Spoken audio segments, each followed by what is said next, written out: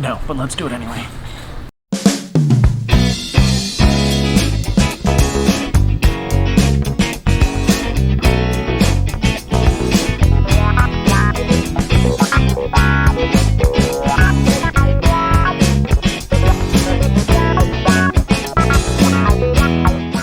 Hi everyone, welcome back to our channel and welcome to another Motorhome Monday. This week we are going to talk about the, I gotta get this right, NRV something, I don't know. NRVIA, National RV Institute of America. Training. Yeah. We took a road trip, as you guys know, we took a road trip out to Texas, and we stayed at the Texan RV park while Jonathan was taking his class. So we were there for 9 days, I think, at the Something RV like park. that. 8 days. We'll do a something. separate RV. Jonathan has a separate RV park review for that RV park, so that'll be separate. But just we were there for the whole week. The way it works is it's a class so you can become an RV tech. Jonathan's going to go more into that because I didn't take the class. And the cost for the class and the RV park to stay there to take the class for us was $2,277. That did not include tools that Jonathan had to buy for the class. A lot of the tools he already had, so that worked out. But so it would cost more for you depending on what the tools list is and what you already have versus what you don't have. Yeah.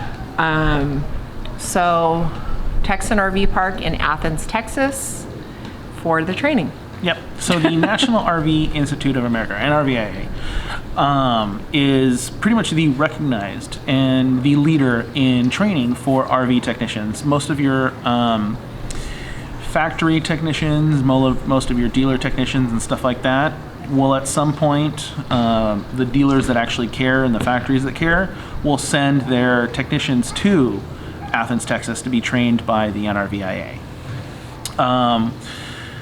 So what is the training all about? So basically what I took was the first week of training. And there are two paths. You can do a path A, which is to be an inspector. So to be a certified inspector. So you buy an RV, you should always have an inspection. You have a home inspection done when you purchase a home. You should have a home inspection or an RV inspection done when you purchase your RV, because it is going to be, in some cases, your full-time home, if not at least your part-time home. So that is the basic principles class that I took, the 1 week class, plus an additional 2 weeks that teaches you all the software, the multiple hundreds, even 1,000 point inspections that you're going to be looking at as an inspector, how to identify those, how to do all those tests and stuff like that. So that is an additional 2 weeks on top of the 1 week. Then there's the RV technician course, which is 4 weeks in addition to the 1 week. And in those 4 weeks, they teach you all different kinds of skills that you don't learn in the 1 week. So the 1 week, you get an overview of everything. Weeks 2, 3, 4, and 5 on the RV technician course, you get into specifics. So whereas I got an overview on how all of the RV systems work, everything from the furnace, the air conditioner, the refrigerator, all of the things, hydraulic systems, everything, propane systems, everything. With the full 5 week technician training, not only do you get the overview on week 1, but each subsequent week, you actually get to tear down these different things. So you get to tear down furnaces and air conditioners. You get to tear down the refrigerators. You get to tear down exterior systems. You get to tear down, everything. You name it, you get to tear into it. I will be going back for those subsequent training. The first week of training is really, really immersive, and it's kind of intense. I was fortunate enough to have a background in electronics, electrical engineering, and electrical systems. So 120 volt systems and 12 volt systems were not foreign to me. I know how to troubleshoot, the differences between GFIs and how they work, all the way down to, amp hours on a 12 volt system. So that none of that was foreign to me. It was a great refresher, and Todd Henson from the RV channel Two Beards and a Babe is the instructor, and he breaks down The electrical systems, like I've never had it broken down before. He does an amazing job. If you don't know anything about electricity, you will walk away from this class knowing all kinds of great information. He teaches you how to use a multimeter, which is super, super important in everything we did in the class. And then once we got past electrical systems, we got into the actual systems that make up the motorhome, including propane and hydraulics and all kinds of other stuff. I woke up at that point. Not that I wasn't awake during the rest of it, but like I said, I have a background with electrical. I knew nothing about propane systems before this class. I walked away with a lot of knowledge that I didn't have before. Everything from how to calculate BTUs on propane tanks and cylinders, the difference between ASME tanks and DOT cylinders, and there is a difference. And just all of the different legal things and how to test for propane leaks, how to, troubleshoot hydraulic systems, all kinds of stuff. So if you're thinking about maybe not even just becoming an RV technician, but you want to go take this class so that you can work on your own RV, or whenever you might get into a situation, if you don't want to call someone like me and pay me to come out and fix your RV, and you just want to know how to fix it yourself, or at least know how to point someone in the right direction of what's broken, I highly, highly recommend this class. Now, the amount of money we paid, that was for the 1 week class. That was also for an additional day on Saturday. So when you go in on Saturday, you get some additional information, as well as you take the registration test. When you pass the test on Friday, that is given, you basically pass the skills assessment for the week. And then come Saturday, you get a little bit more knowledge. There's a little bit more legal things that they go over on Saturday, and then you take your registration test.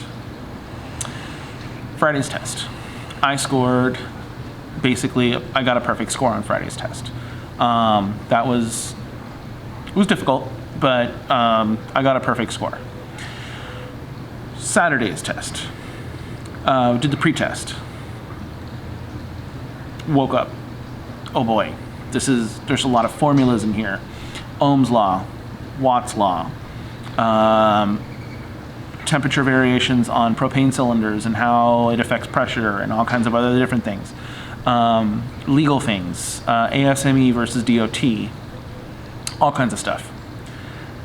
Once I went for the final test, I passed.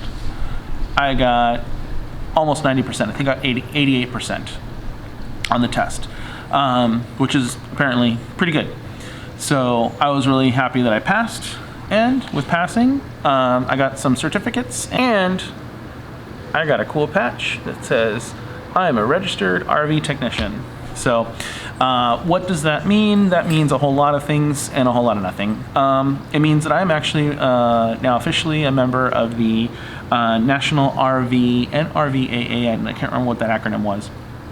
And I'm also on the National Registry for RV technicians, so I can actually go out and do some work. So maybe in some videos coming up soon, I'll be talking about the business side of becoming an RV tech, because doing a lot of looking into that right now. So yeah, Lynn got to hear all about all the stuff every day, so I know she's looking kind of bored right now, but it was definitely intense. I do recommend going through the training if you want to know more about your RV.